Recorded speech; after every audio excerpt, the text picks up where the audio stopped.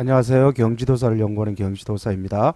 자, 이번 시간에는 통계 계산 9번째 시간 대응 표본 T 검정에서 해서 살펴보도록 하겠습니다.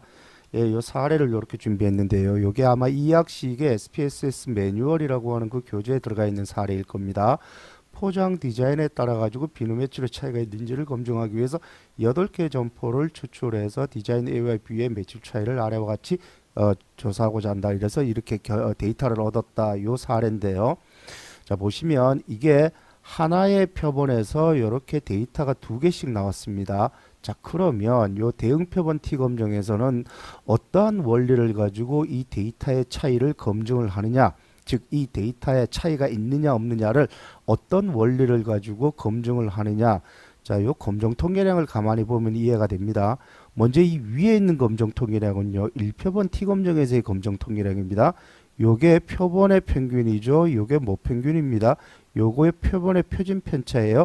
자, 요 개념으로 이렇게 1표본 T 검정에서는 검증을 하는데, 자, 대응 표본 T 검정을 보시면 요게 뭔가요? 요게 데이터 차이의 평균입니다. 보시면 첫 번째 이 표본에서 나오는 데이터가 37, 26이에요. 요거의 차이가 11입니다. 두 번째 표본에서는 19, 11이에요. 요거의 차이가 8이에요. 요렇게 요 차이의 평균 값이 4라는 얘기입니다. 그렇죠. 그러니까 요게 1표본 T 검증에서는 요게 표본의 평균이라면은 요거는 데이터 차이의 평균이다라고, 표본으로부터 나온 데이터 차이의 평균입니다. 자, 그리고 요거는 요 데이터 차이에 차이가 없다라고 귀무관설에 설정한 그 값이에요. 따라서 요거는 0이 됩니다.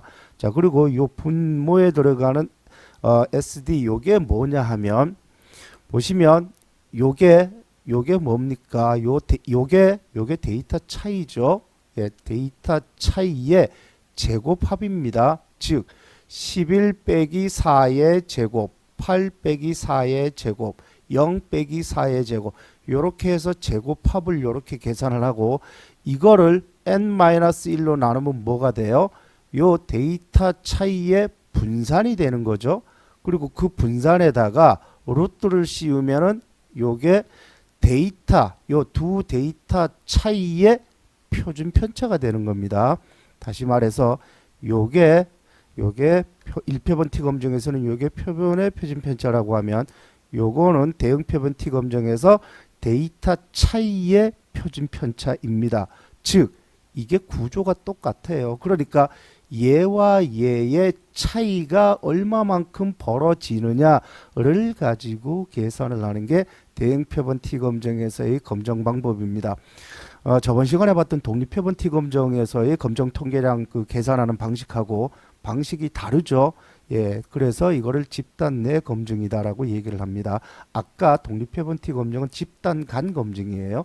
그런데 이거는 집단 내에서의 데이터 차이의 검증을 가지고 하는 거기 때문에, 그래서 이거는 집단 내 검증이다라고 합니다.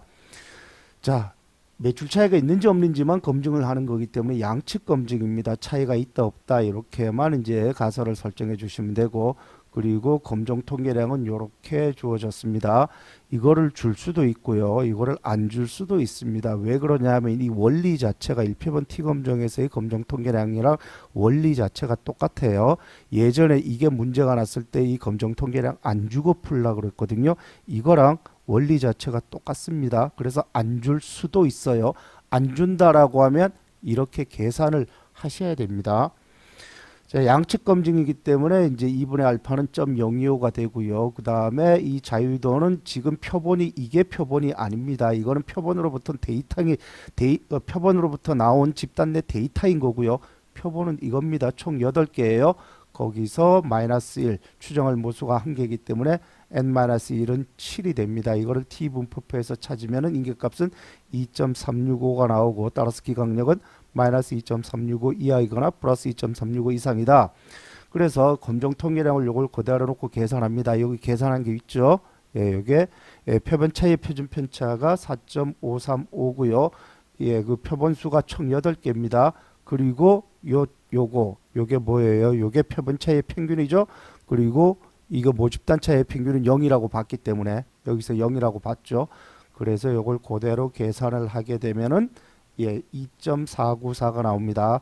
그리고 2.494는 인계급보다 더 높기 때문에 기각력이 위치해서 H0를 기각을 한다. 자, 그래서 대응표본 T검정에서의 주의 깊게 살펴볼 내용은 요 검정 통계량을 가만히 잘 이해하시면 됩니다. 요 검정 통계량만 가만히 이해를 하시면 대응표본 T검정은 쉽게 이해할 수 있는 그런 검정이다라고 보시면 되고요. 그러면 요 데이터를 가지고 이번에는 SPSS에서 이제 어떻게 분석을 했는지 간략하게 살펴보겠습니다. 아까 들어갔던 그 데이터 그대로인데요.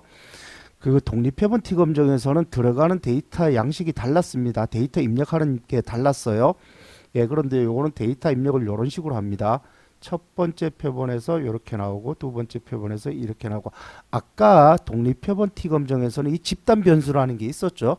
저번 시간에 봤던 독립표본 T검정에서 집단 변수라는 게 있었는데 여기서는 집단 변수라는 게 없습니다. 예, 이렇게 데이터를 입력하고 난 다음에 예, 대응표본 T검정 해가지고 대응 변수를 디자인 A, B로 놓고 그대로 돌리면 단추만 누르면 돼요. 그러면 이렇게 결과가 나오고요. 예, 유효확률값은 0.041이기 때문에 유의 수준보다 낮아서 귀무가설을 기각한다라고 결론을 내려주시면 되고, 참고로 대응표본 T검정을 하면은 여기 대응표본 상관계수라고 이렇게 나옵니다. 요 대응표본 상관계수 0.879, 상관계수가 0.879면은 매우 높게 나왔죠. 그 얘기는 무슨 얘기냐면 디자인 A가 많이 팔린 슈퍼마켓에서는 디자인 B도 많이 팔리더라, 그 얘기입니다. 즉 디자인 A의 매출과 디자인 B의 매출 간의 상관계수를 보여주는 거예요. 그렇죠. 여기도 많이 팔리고 여기 적당히 팔리고 여기는 조금씩 팔리고, 예, 그래서 요 대응표본 상관계수라는 거는 디자인 A와 디자인 B의 매출의 상관계수를 보여주는 거다라고 이해하시면 됩니다. 비교적 간단한 내용입니다. 문제 하나만 더 풀어보겠습니다. 이게 아마 이영훈 교재에 나와 있는 사례일 걸로 알고 있는데, 근로자 16명을 대상으로 직업훈련 실시 전과 후에 작업 능률을 평가한 결과 아래와 같은 결과를 얻었다. 자, 요렇게 문제를 딱 제시를 하면은 실시 전에 성과, 실시 후의 성과, 그래서 요 근로자 16명, 이거는 대응표본 T검정이라는 게 한눈에 딱 들어오죠. 예, 근로자 하나의 근로자를 대상으로 전과 후의 실적을 이렇게 딱 뽑아내는 겁니다. 따라서 이거는 집단 내 디자인이면서 대응표본 T검정이에요. 자, 그리고 직업훈련의 성과가 있다고 할 수 있느냐, 성과가 더 좋게 나왔다고 할 수 있느냐, 그 얘기입니다. 자, 이렇게 되면은 요 디자인은요, 단일 집단 사전 사후 실험 측정이에요. 그렇죠. 근로자 16명이라고 하는 이 단일 집단만 갖다 놓고 훈련 전과 훈련 후를 이렇게 비교한 거기 때문에 단일 집단 사전 사후 실험 측정이 되는 거고, 이때 측정값은 뒤에서 앞에 걸 빼야 됩니다. 즉 O2-O1이 되는 거예요. 그래서 훈련 후에서 훈련 전을 빼야 되는 겁니다. 이거 뒤바뀌어 가지고 얘에서 얘를 빼게 되면요, 이 부호가 바뀌어요. 이 부호가 바뀌게 되면 무슨 값이 바뀌게 되냐면요, 이 인계값이 바뀌어 버립니다. 그리고 검정 통계량 값도 이 부호가 바뀌어 버려요. 따라서 요거 있죠. 예, 단일 집단 사전 사후에서 측정값 이 계산하는 거는 뒤에서 측정 후 관측값에서 측정적 관측값을 빼야 되는 겁니다. 여기서 얘를 빼야 돼요. 그래서 이렇게 쭉 빼고 요것의 평균은 1입니다. 앞에서 뒤를 빼면 이게 마이너스 1이 나와버려요. 그러면 안 됩니다. 뒤에서 앞에 걸 빼야 돼요. 1이 나오고 이거의 제곱합이 이렇게 쫙 나왔습니다. 그리고 이 제곱합에다가 n-1을 하면 분산이 되고 거기다 루트 씌우면은 표준 편차가 되죠. 예. 그리고 이제 이걸 가지고 가설 검정을 하게 되면은 D0, 즉 차이는 없다라는 게 귀무가설이고요.